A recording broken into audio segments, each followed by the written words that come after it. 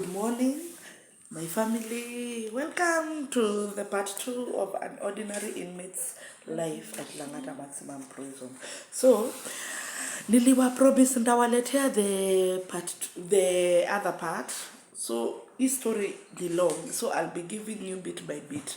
So, asante kwa the new subscribers. Welcome. Feel at home and keep on commenting, sharing, liking, and you share as to share with as many people as you can. Then ukishare, you encourage them to subscribe, at least tuendelee kukua. Sawa, I know maybe kuna mtu tu anaenjoy maybe kusikiza, mwingine maybe ana learn something, alafu kuna mwingine ako tu pale maybe amekuwa akisema kwani huko kumeumbiwa nani? Huko usiseme kumeumbiwa wanyama, huko ni hell. Kama unasema unataka kwenda hell, you are abnormal, but usikubali kwenda huko. Huko I think hata ni kumoto kuliko hell. Juu hell si watu wanasemanga watu watachomeka and you die and you won't resurrect. So huko you are not dying. Unachomeka tu, you are not dying. So welcome once again and thank you for the new subscribers. So tuanze leo. Jana sikuweza kutoa any video kwa sababu I was caught up somewhere. So leo asubuhi nimeona niwaanzishie na story moto. So karibuni, feel at home, make a cup of coffee, usikize. So haya, tulifika mahali tuko special watch. Tumefika special watch, you are admitted. Alafu umewekwa huko, you are contained for some days. Unakaa huko for like days za jela zinaweza kuwa hata a month. So huko special watch, hujaambiwa anything, wetu umekaa. Hiyo inakuwa ukijirecollect, at least mind yako iko accept. After hizo days, after some time utaitwa, unaitwa kwa documentation office. Ukienda fast kuna ile kitu kuna ile mbao mnaonanga ya kushika hivi imeandikwa LTA alafu unapigwa utoto picha. So unapima height, unashika hako kambao kanapigwa side hivyo. Alafu unafanywa assessment uwaga unaulizwa your background, ulikuwa unafanya nini before you came hapo, venye ulisoma kutoka uzaliwe, your siblings, you are asked about your family, wanakucount meno ama uko na any deformities, ndio siku yenye utapotea wanakutafuta na vitu kaa hizo. So wanarudi unapelekwa medical check up. Hiyo ni ya kukupea kazi, wanajua kazi gani watakupea.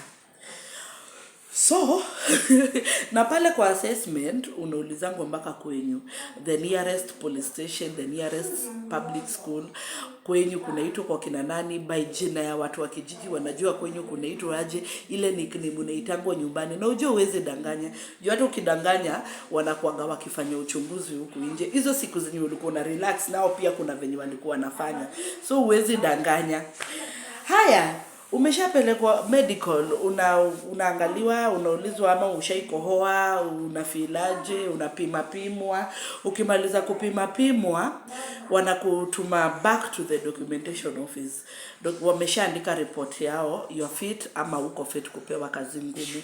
So baadaye wanakuandikia the details mahali, alafu kuna kakadi wanaandika, then wanakuambia hiyo kadi ni ID, inaitwa ID ya jela.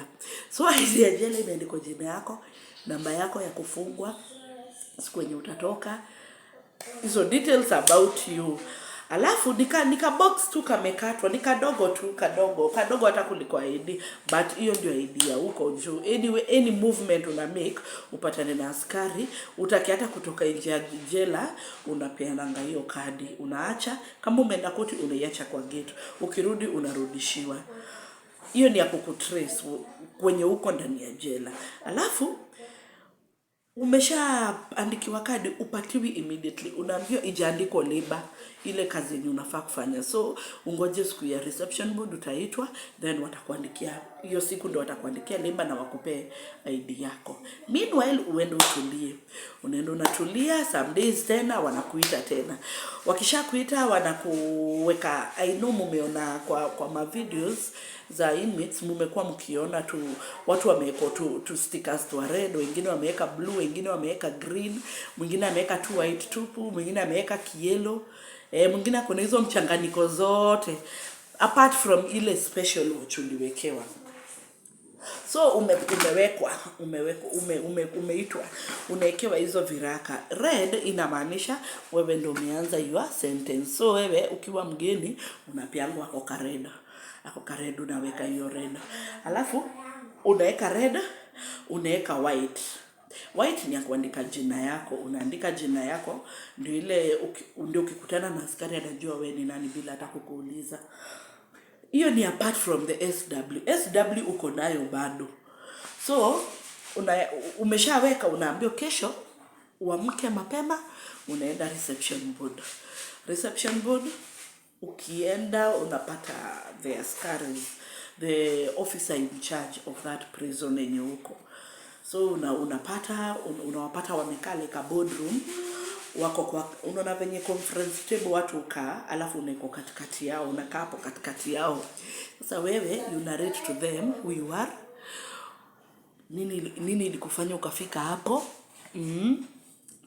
Wengine utawapea story, unawapea the actual act kenye ilikuleta. So kuna wenye utawapea story wa kukashifu, wengine watalia na wewe, by the way they are human. Wengine watakuwa tu pale, hiyo ni kitu kidogo, juu wameona mengi pia wao. Alafu wanakuandikia kadi, wanakuuliza first, una feel unaweza saidika aje hiyo muda umefungwa. Na wanaona umefungwa miaka fulani, utatoka siku fulani. By that time ukitoka unataka kuwa umefanya nini? So hiyo ni your will. So unawaambia kama kuna kuaga na section za kazi. Kuna industry ni kwenye watu hushona baskets, wanashona vitambaa, wanashona hizo masweta, wanatengeneza madoli. Unaona hizo vitu za art. Hiyo ndio industry. Alafu kuna shule huko unaenda kusoma tu masomo ya kawaida. Alafu kuna shamba, kuna bakery, kuna jikoni, kuna kwenda kufanya kuna kuanga na shamba. By the way, shamba zinakuanga 3. Kuna ile shamba main, sasa hiyo ndio ya jela. Alafu kuna sasa shamba A, uko ni kwa mkubwa, unaenda kulimia mkubwa kwa boma yake. Wewe unakaa wewe ni shamba galuko. Alafu kuna shamba B, unaenda kulimia the second in charge kwake.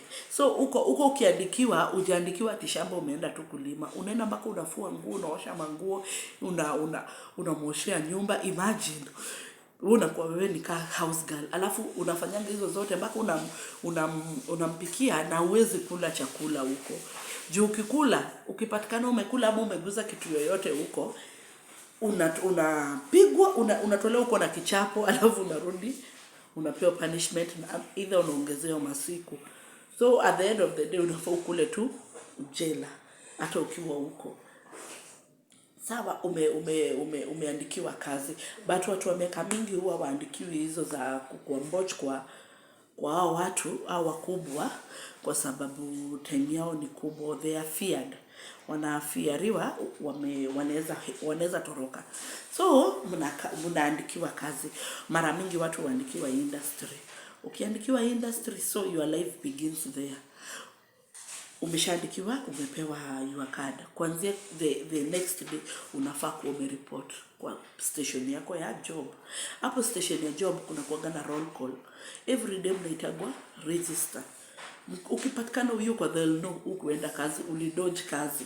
Na sasa hiyo maybe umejificha kwa ward, umejificha kwa choo, ukafungiwa ndani, ukabaki ukilala ama ukiwatch TV. Hiyo hasa ndio. Haya, maisha yako imeanza. Sasa the life after umeshapewa job. The life hiyo sasa hapo ndipo maisha imeanzia. Hapo kama utaona mabaya, ama utaona mazuri, hapo ndipo mambo inaanzianga. So umepewa job. Ukipewa job uwaga mnatolewa special watch. Mnawekwa kwa hizi ward zingine. Sasa wewe unaambiwa either uende ward 1, ward 2, ward 3, ward 4, ward 5 hivyo. Kuna kwaga wamepanga hivyo. So unaenda unapelekwa ward. Every day asubuhi unaamka hiyo 5. Una make sure ushaoga. Juu kama utaoga hiyo mapema utabaki ukistruggle na watu ukistruggle na watu kung'ang'ania bafu. Juu ikifika 8 mlango zinafungwa with access bafu. So mnaamka mapema unakuta line za kuoga zinaanza kupangwa saa 9 ya usiku. Ujue mko kabafu ni kamoja, kachoo ni kamoja, mko watu kama 70. Saa zingine mnajanga hata mnafika 100 kwa ward moja. So ni ungangane na watu waezi oga wawili. Hakunanga kuoga wawili. Mkioga wawili kuna kuoga na hiyo story ya lesbianism. Either utaanguka victim of lesbian. Kwa jela kutunga even numbers. Unafai kukaa even numbers. Lazima kukuwe na odd numbers. So kama mnaoga wawili kukuwe na mtu watatu. Kama mnataka kuoga ikiwa gang mnaanza 3, 5 hivyo. Msioge mkiwa wawili. Na tena hiyo bafu ni ndogo. Ni ndogo hata kuliko yenye iko kwako kwa nyumba. Ni kadogo venye hamwezi toshea watu watatu. So unaona tu amke mapema, wewe uoge mapema. Ama uoge usiku, mlango ikifunguliwa wewe unatoka. Haya, na ujue usiku by 9 mnafaa mkuwe mmelala, kukuwe na pin drop silence. So hakuna venye utasema tutaoga usiku. Juu watu bado ni wengi wenye wanaoga usiku. So ni well, survival for the fittest. Mkishafunguliwa mlango 6:30, inafunguliwa 6:30 on weekdays, 8:30 on weekends. So mkishafunguliwa hiyo 6:30 ni mwanze kusugua mawe. First mkunywe uji. Uji ni ile ya white. First before mkunywe uji mnahesabiwa. Mnahesabiwa moja. Alafu hiyo hesabu mtajua iko sawa na kengele. Ikigongo kengele moja sasa you can move muende wapi mkakunywe uji. Ikigongo kengele 2 hesabu ni mbaya. Mnarudiwa kuhesabiwa. Ikihesabiwa mara 3 kama haijaingia mnatoa hao watu wengine na mtatoa na kupigwa. Mtatoa mwenye hayuko. Maybe hata hakuna mtu amepotea but ni wao tu wanakosea kuhesabu. Mnapata mmepigwa before wajue hakuna hesabu mbaya mnapigwa. Mtapigwa. So hesabu ikishaingia unaenda jikoni. Mnaenda mnachukua uji yenu. Uji ni ile unga ya white. Haina sukari ya mtu. Alafu kuna zile paka zinakuaga huko store. Kuna paka huwa zinazalia huko store ya chakula. Hizo paka ziko zimeko huko in the name ya kukula panya zisiharibu chakula. Hizo zikizaliwa maybe usiku zilitembea zikaenda kitchen maybe ilianguka kibati mbaya wapi? Ndani ya sufuria ya uji. Hiyo uji iwezi mwagwa, mtakunywa tu. Mtakuwa mnasikia hiyo manyoya ama mnaambiwa kulikuwa na paka ilianguka hapo. Imagine uweze mwaga juu. Kumwaga chakula jela hatia. Kukataa chakula jela hatia. So ni ungangane tu kwa na roho ngumu ukunywe. Waambie tu Mungu tuvushe. So mmemaliza kukunywa uji mnaosha before saa 2 ifike. Uko mmesugua mawe. Mawe inasuguliwa mpaka na steel wire. Inasuguliwa. Unaona hiyo mawe unaonanga unaipita kwa barabara inakaa brown. Hiyo mawe inasuguliwa. Inakaa najua wengine wenye mshaitembea huko ndani ya majela, wenye mnaendanga huko functions, wenye mnaendanga kutembelea your loved ones, wenye wako huko, mnajua jela vile inakuwaga safi. So kuna oshagwa na steel wire. Every day kuna suguliwa na kuna sabuni wenye wafungwa wenyewe ndio utengeneza, alafu wananunuanga brush. Wanakuwaga every time wananunuanga hizi hard brush. Hizo ndizo mnatumianga kusugua. Unasuguanga mawe. Unasugua mawe mpaka unazoea. Inasuguliango every day in the morning na jioni. Before muingie ndani mtasugua mawe. Before mtoke mwende job asubuhi mtasugua mawe. So mkimaliza kusugua mawe mnaambiwa kila mtu post, mlango zinafungwa. Watu wanaenda post za wenye wanaenda shamba. wanabebana. Geni ya shamba, unasikia geni ya shamba, geni ya OIC, geni ya 2IC, mnaenda. Watu wakishaenda sasa kuna wale wenye hujificha wenye hudujikazi au uweza kudoji na kuhonga tu askari wanafungiwa huko ndani, na hivyo ndivyo hadi ya prisoner inaendeleanga. So hizi vitu kwa mnasikiaga zinafanyikanga weekend na holidays. So holidays kuna kuanga na contrabands, kuna kitu inaitwa marufuku. Hiyo tunaitanga marufuku. Marufuku ni bangi, tumbako, simu, majani, viberiti, hizo ndizo zikuaga. Sasa hiyo ndio venye tu a normal society yuko na wapenda sherehe na wapenda dini pia huko iko hivyo. Sasa wale wapenda dini utawakuta mahali panaitangwa mess, wakiomba, wanasoma Bible, lakini hawa wapenda sherehe utawapata tu humu. Alafu kuna place nyingine inaitangwa Cairo. Hiyo Cairo ni bafu na choo. Na hizo bafu na choo hazinanga mlango. Na the funny thing, iko karibu na watchtower ya security. Na hapo ndipo usherati yote yufanyikia. Na ni kwa mapua ya askari. Usherati inafanyikianga hapo. So kama wewe ni mvuta bangi, kama wewe ni lesbian wenye wanataka kufanya mambo yao, wanaendanga huko. Hiyo ni weekend. Sasa ni mchana, unajua weekend after mmefanya hesabu, imeingia asubuhi, mnakunywa uji, mnasugua mawe, so you relax. Mna relax huko nje, mnazunguka. Kama kuna maaskari wabaya wenye wawafungi the whole day. Kuna wenye wanakujanga wanawafungia the whole day, jua wataki hizo vitu zifanyike.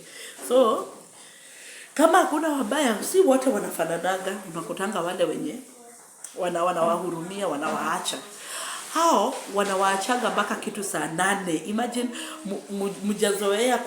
mumezoea kazi, kusugua mawe, kukunywa uji, kukula lunch, kufungiwa hivyo ndivyo mumezoea. Alafu sasa weekend imekuja, mumepewa ka freedom kadogo ka kuzunguka. So hiyo siku vitu zote zitafanyika. Wacha niwaambie kwanza venye bangi na vuto jela. Mafuta ya Remis ikishaisha, hiyo mkebe haitupwi. Hiyo mkebe ndio inaenda kubeba moto jikoni. Na kuna kuanga na pedla wa moto, kuna pedla wa kiberiti, na kuna pedla wa bangi.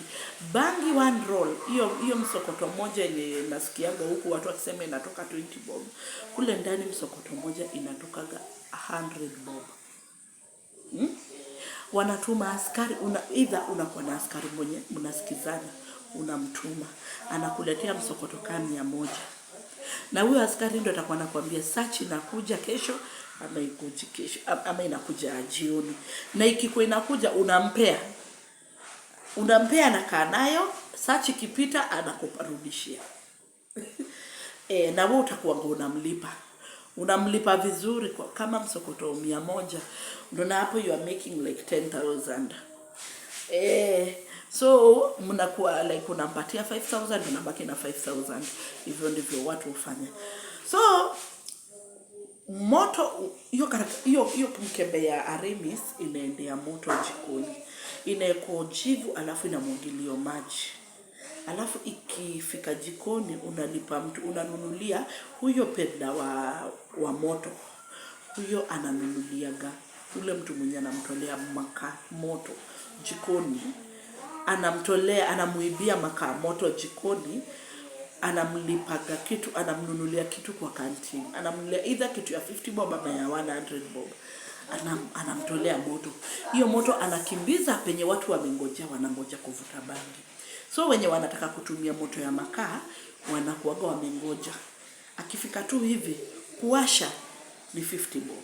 Kuwasha, hebu niambie, wamewasha watu 5 raundi ya kwanza. Hiyo ni 500 bob. Ameingiza 500 bob. Haya, nitawaambia venye pesa zinazunguka jela. Najua mnawaandaa hiyo 500 itatoka wapi, hiyo 50 bob itatoka wapi, hiyo ndawaambia. So kuna pedla, nimewambia kuna pedla wa kiberiti. Kiberiti nayo pia unakuwa na askari mwenye anakuletea viberiti. Akikuletea 1 matchbox, Matchbox moja inauzango 5 shillings.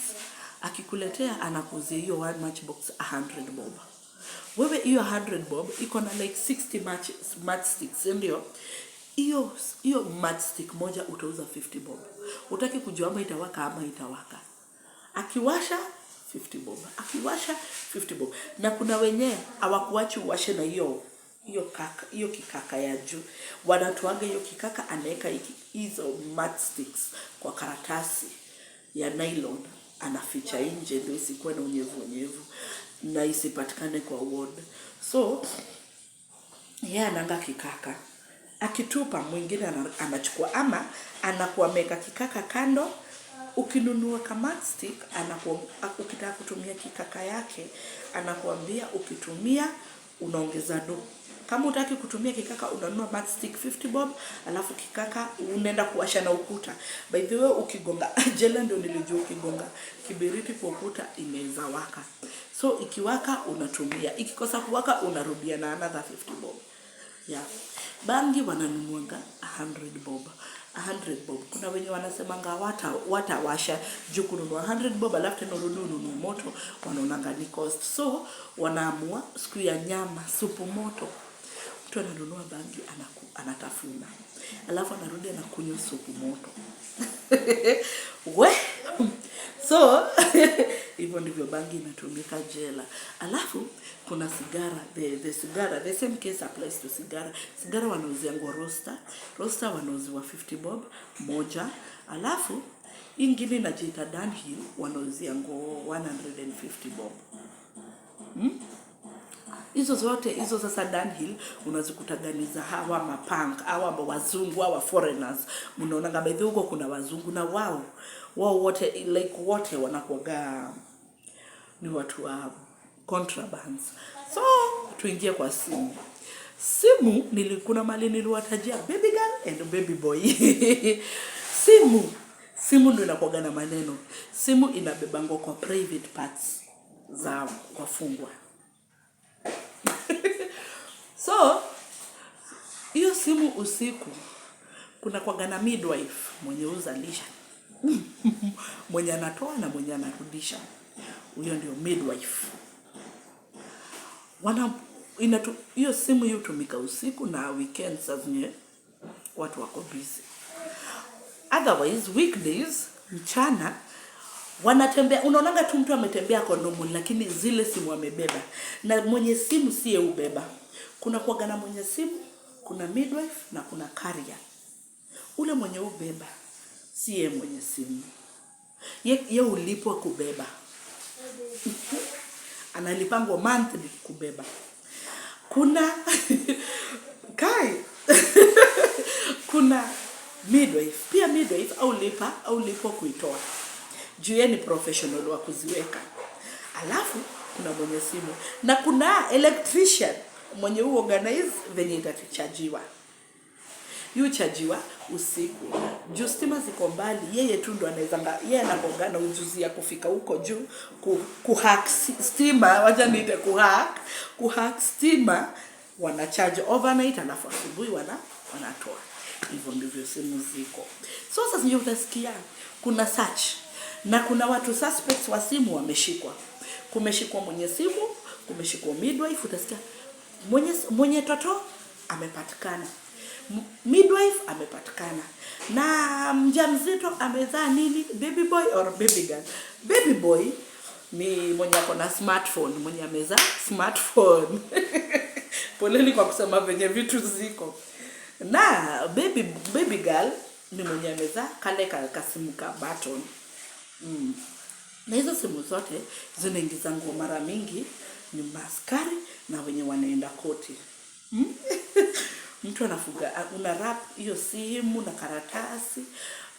Mwenye anaibeba, hiyo ubeba zikiwa na hizi vitu zinaitangwa the male condoms and the female condoms.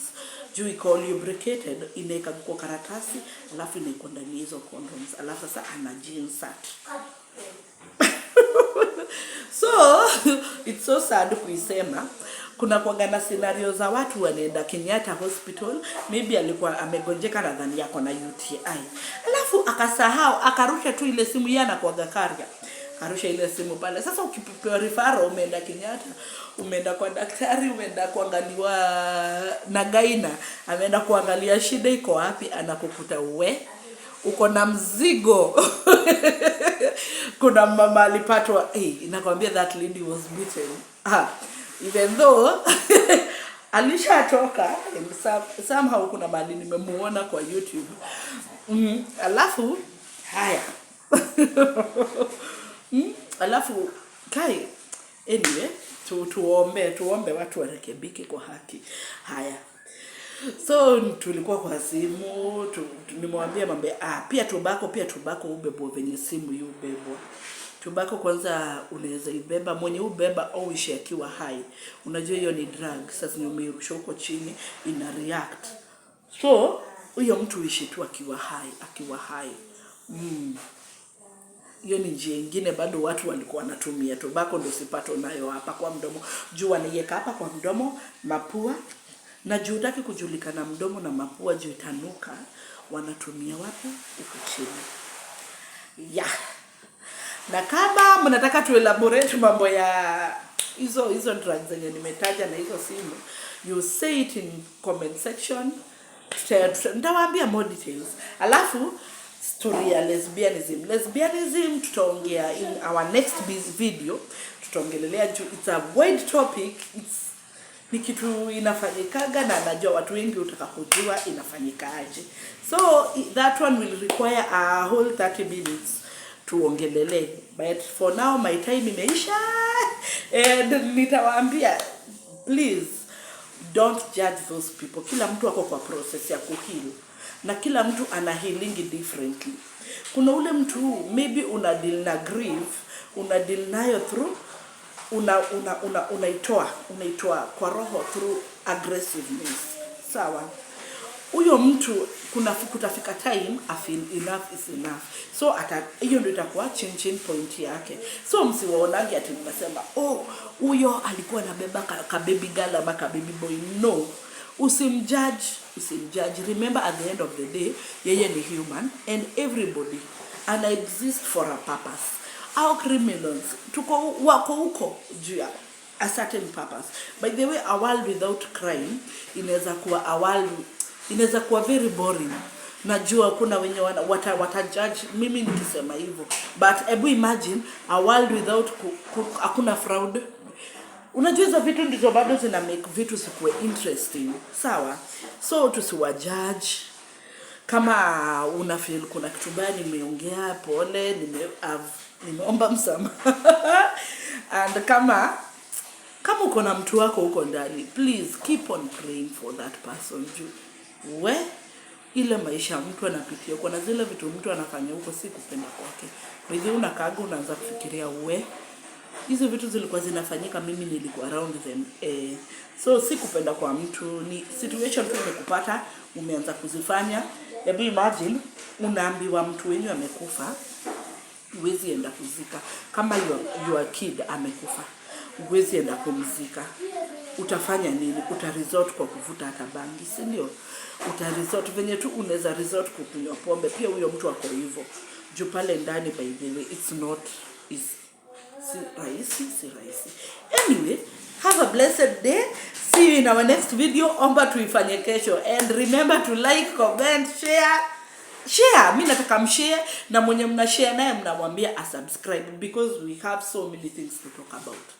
And nawachia God, and may God bless you. May God lead your ways, and may God bless the works of your hands. Bye bye, Taurus.